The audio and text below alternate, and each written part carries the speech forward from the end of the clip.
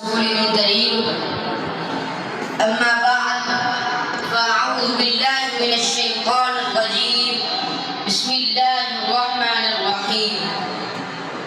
صدر محفل معزز جدید صاحبان اور میرے عزیز ساتھیوں، السلام علیکم ورحمۃ اللہ وبرکاتہ.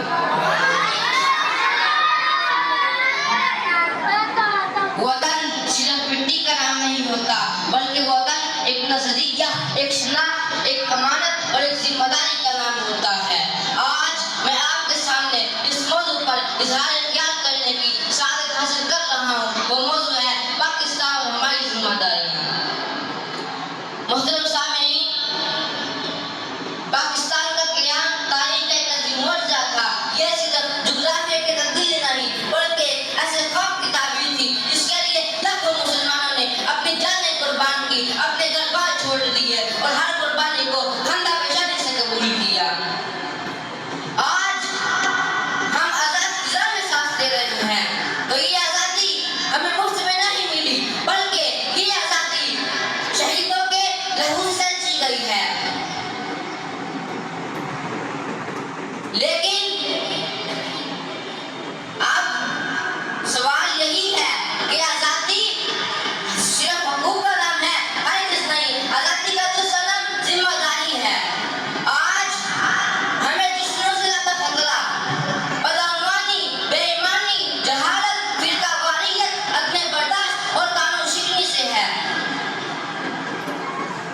ایک کامل کی حیثیت سے میری ذمہ داری صرف امتحان میں اچھے نمبر لینا نہیں بلکہ علم کو کردار کا حصہ بنانا ہے. کیونکہ اگر ایک تعلیم یافتہ ذہن کردار سے خالی ہو تو معاشرے میں فائدے کے بجائے نقصان کا سبب بھی بن سکتا ہے. علامہ اقبال نے نوجوانوں پر جس اعتماد کا اظہار کیا وہ آج بھی ہمارے لیے مشعل راہ ہے. نہیں ہے نا امید اقبال اپنی کشتے ویران سے، نہیں ہے نا امید اقبال اپنی کشتے ویران سے، ذرا نم ہو یہ مٹی بڑی زرخیز ہے ساقی. یہ شعر ہمیں یہ بتاتا ہے کہ پاکستان کی مٹی لاکھوں صلاحیتوں سے مالا مال ہے. شرط صرف یہ ہے کہ ہم ایمانداری، دیانتداری اور اخلاص کو اپنا شعار بنائیں.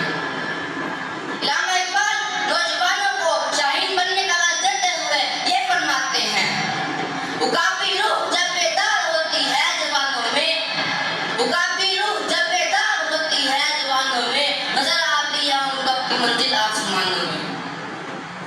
یعنی باہمت نوجوان کبھی چھوٹے خواب نہیں دیکھتے، وہ اپنی ہمت سے قوموں کی تقدیر بدل دیتے ہیں.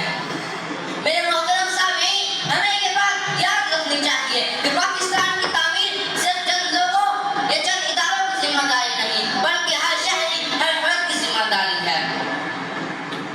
اگر ایک استاد اخلاص سے پڑھائے، اگر ایک ڈاکٹر دیانتداری سے علاج کرے، اگر ایک انجینئر دیانتداری سے تعمیر کرے، اگر ایک جج آئین اور قرآن و سنت کے مطابق انصاف کرے، اگر ایک تاجر دیانتداری سے کاروبار کرے اور اگر ایک سیاستدان ذمہ داری کے مطابق فیصلے انجام دے اور اگر ایک فوجی اپنے ہدف کے مطابق سرحدوں کی حفاظت کرے تو یقیناً پاکستان کا مستقبل روشن ہوگا.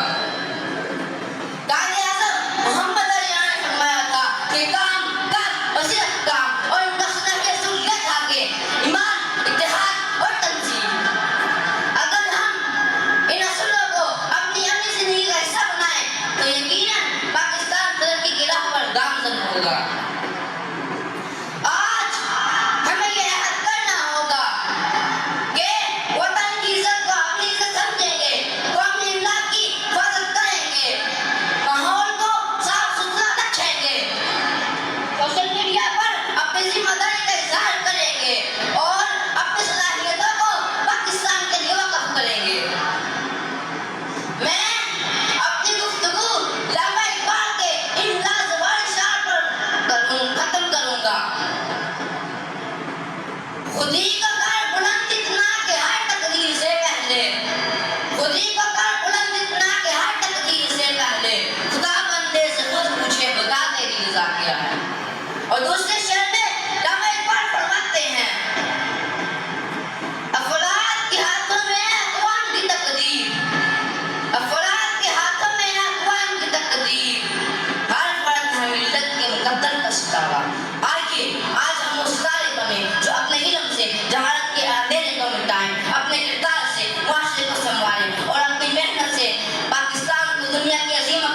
मिला खड़ा करें।